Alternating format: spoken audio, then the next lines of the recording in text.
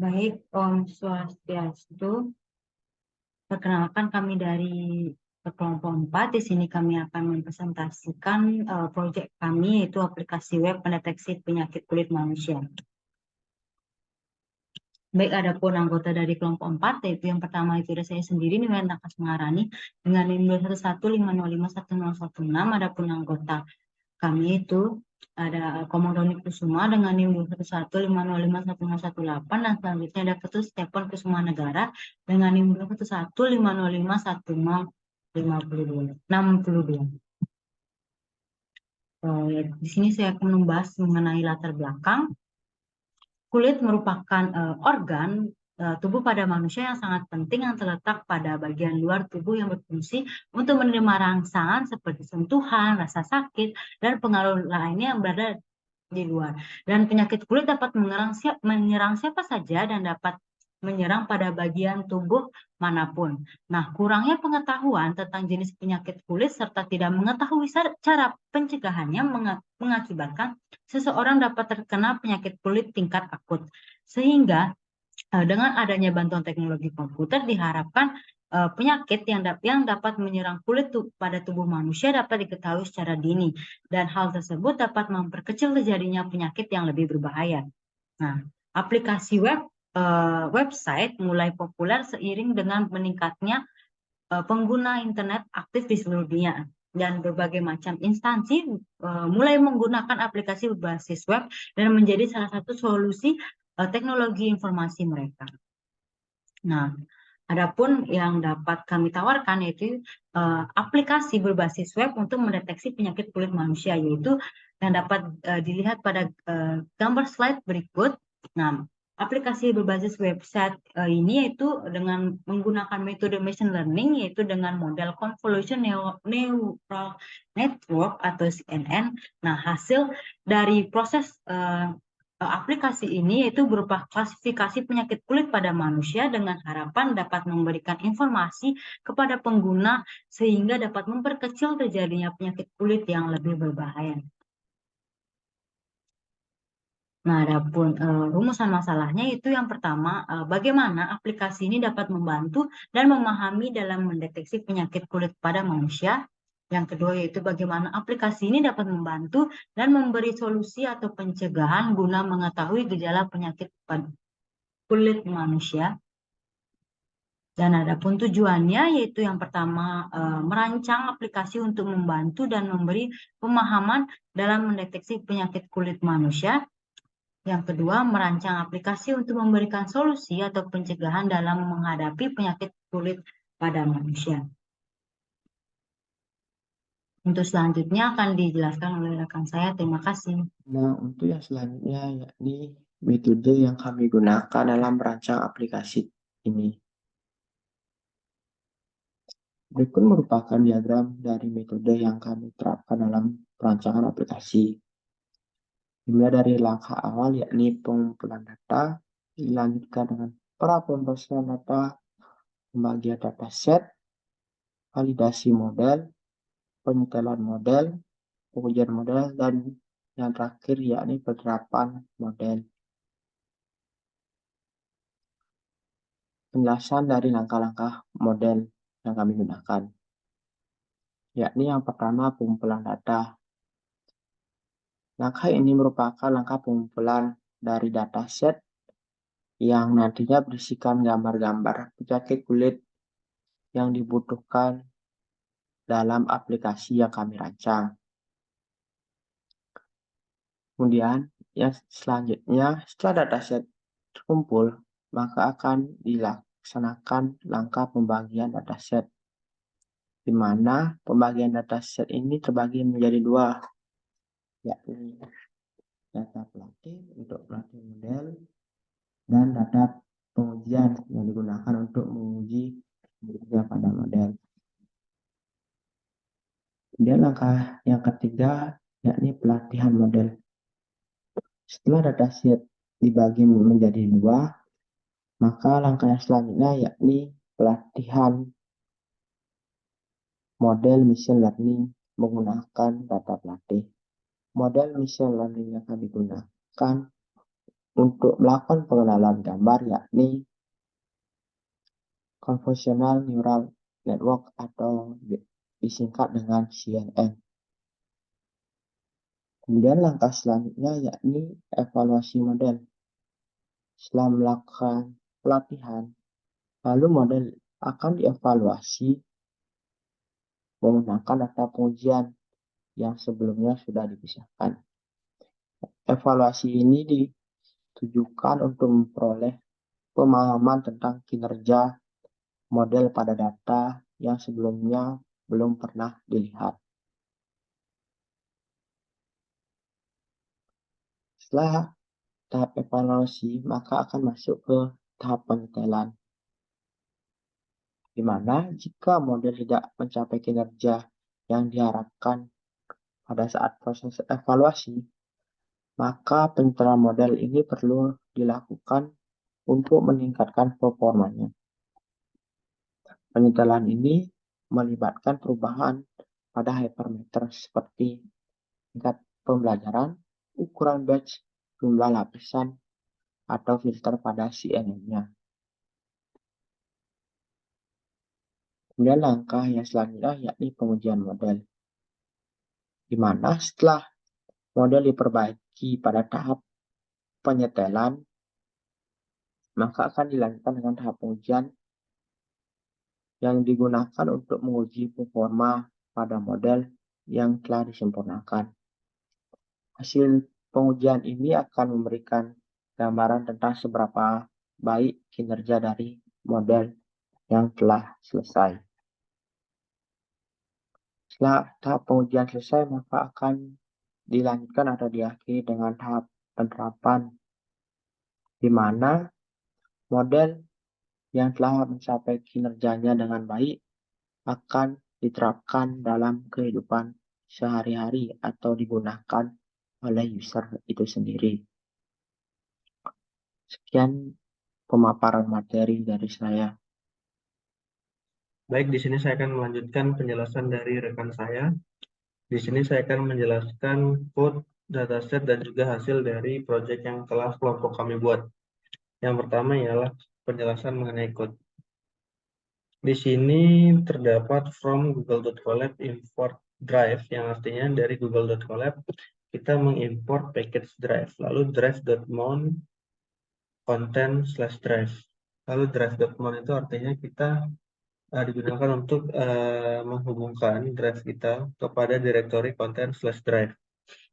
Lalu setelah itu kita import beberapa package seperti import matplotlib.pilot as plt, lalu kita import numpy as np, import pandas, import tensorflow, import os.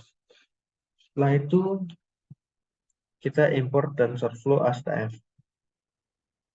Lalu kita jalankan perintah pip install split folders. Lalu setelah kita install split folders, lalu kita import split folders tersebut. Lalu kita buat variabel input underscore folder sebagai directory yang digunakan untuk menyimpan dataset kita nanti, yaitu disimpan di dalam mydrive/content/drive/sbp dan /dataset. Oke, lalu di sini ada yang namanya variabel base_dir, digunakan untuk menyimpan hasil output daripada dataset kita nantinya, yang disimpan di content/drive/mydrive/sbp dan /dataset2. Jadi di sini kita memiliki variabel trans_dir yang menggunakan fungsi os.pet.join digunakan untuk menggabungkan basedir dengan subdirectory train. Begitupun kita mempunyai variabel validation_dir dengan fungsi os.pet.join yang digunakan untuk menggabungkan basedir dengan subdirectory file. Pun yang terakhir kita punya variabel test_directory yang menggunakan fungsi os.pet.join yang digunakan untuk menggabungkan base directory dengan subdirectory test. Lalu di sini kita memiliki variabel batch size yang berisi 64 Artinya nanti proses akan dilakukan per 64 gambar untuk satu putaran. Dan kita memiliki variabel image height sebesar 150 sebagai tinggi dari gambar. Kita memiliki image width 150 sebagai ukuran lebar gambar. Dan kita memiliki variabel epoch sama dengan 32. Lalu di sini kita memiliki variabel trend dataset, yaitu image underscore dataset underscore from underscore directory, yang digunakan untuk membaca gambar-gambar dari directory dan secara otomatis membuat dataset dengan mengambil label dari nama subdirectory tersebut. Adapun argumennya yaitu ada train dir, yaitu memanggil directory train, shuffle-nya bernilai true, artinya akan dilakukan secara acak. Lalu ukuran batch size-nya ialah mengambil dari variabel batch size yang sudah ditentukan sebelumnya. Lalu label modenya ialah categorical, digunakan karena datanya merupakan data-data yang multi-class. Dan color mode-nya ialah RGB. Dan yang terakhir image size-nya, yaitu mengambil dari image head dan image width. Selanjutnya kita memiliki variabel validation dataset. Sama seperti yang di atas. Membaca image dataset from directory digunakan untuk membaca gambar-gambar dari directory dan secara otomatis membuat dataset dengan mengambil label dari nama subdirectory tersebut. Subdirectory-nya ialah validation dir. Lalu shuffle-nya bernilai true, artinya akan dilakukan secara pengacakan. Batch size-nya mengambil dari variabel batch size-nya di atas. Lalu label modenya tetap categorical sama. Color mode-nya RGB dan image size-nya mengambil dari image head dan image width. Lalu yang terakhir ialah test dataset, sama mengambil membaca gambar-gambar dari directory dan secara otomatis membuat dataset dengan mengambil label dari nama subdirectory. Dengan subdirectory-nya ialah test dari dir, sama diacak juga, dan batch size-nya diambil dari variabel batch size, dan image size-nya ngambil dari image head dan image width. Lalu di sini kita membuat variabel class name, itu diambil dari train underscore dataset dot class names.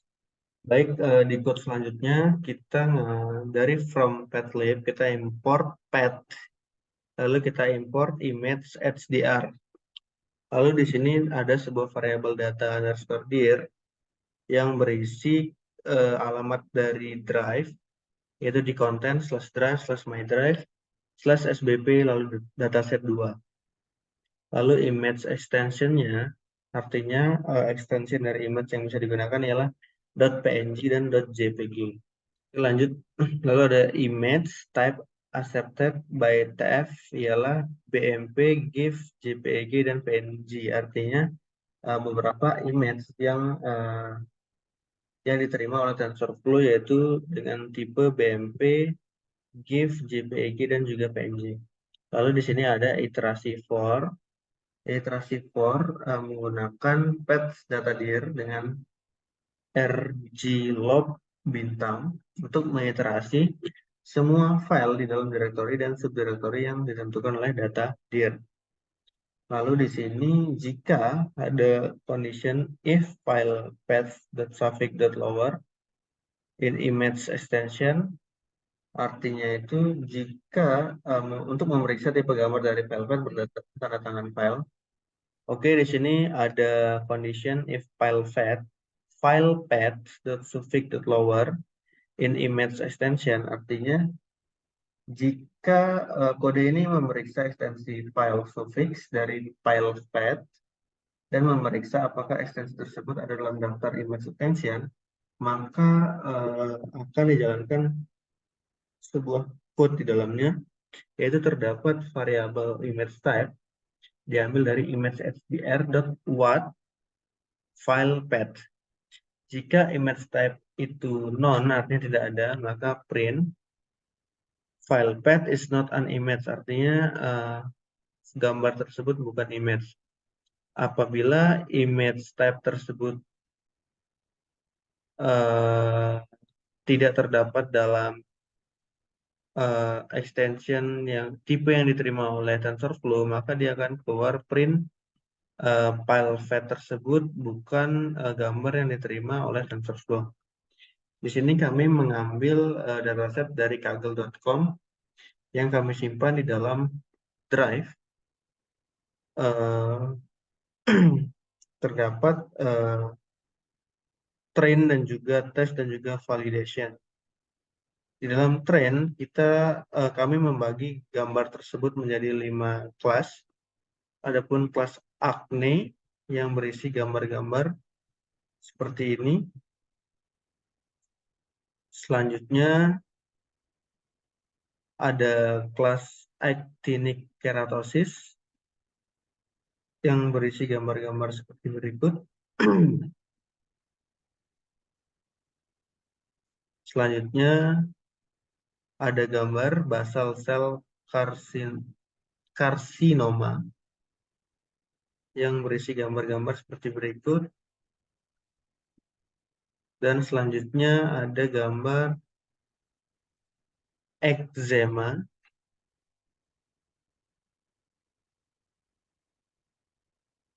dan yang terakhir ialah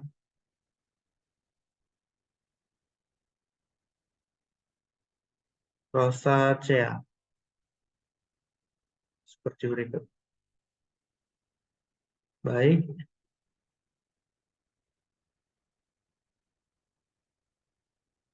Adapun hasil dari proyek yang sudah kami buat ialah berbentuk dalam sebuah website di mana nama websitenya ialah Sistem Pendeteksi Penyakit Kulit. Di dalam website ini nanti kita akan disambut oleh ucapan selamat datang dan kita diajak untuk periksakan penyakit kulit kita dengan cara menginputkan gambar yang telah kita tangkap dan menginputkannya ke dalam website ini. Di sini ada tombol input dari galeri, kita klik, lalu kita pilih gambar yang akan kita tes. Misalnya di sini ada gambar yang sudah saya download, lalu saya open. Setelah gambar tersebut masuk, lalu kita klik tombol prediksi. Oke, kita tunggu beberapa saat. Ya, setelah beberapa saat, nanti dia akan muncul sebuah penjelasan mengenai apa nama penyakit kulit tersebut. Kebetulan di sini nama penyakit kulitnya ialah herpes dan bagaimana cara mengatasi penyakit kulit tersebut. Baik, di sini saya akan mencoba menggunakan gambar yang lain. Di sini saya akan menginputkan gambar yang kedua ialah gambar berikut. Oke, setelah itu kita klik tombol prediksi. Lalu keluar penjelasan apa nama dari penyakit berikut ialah impetigo dan bagaimana cara mengatasinya. Mungkin sekian presentasi yang dapat kami sampaikan. Kurang lebihnya kami mohon maaf. Untuk mengakhiri presentasi kali ini saya akhiri dengan Paramasanti. Om Santi Santi.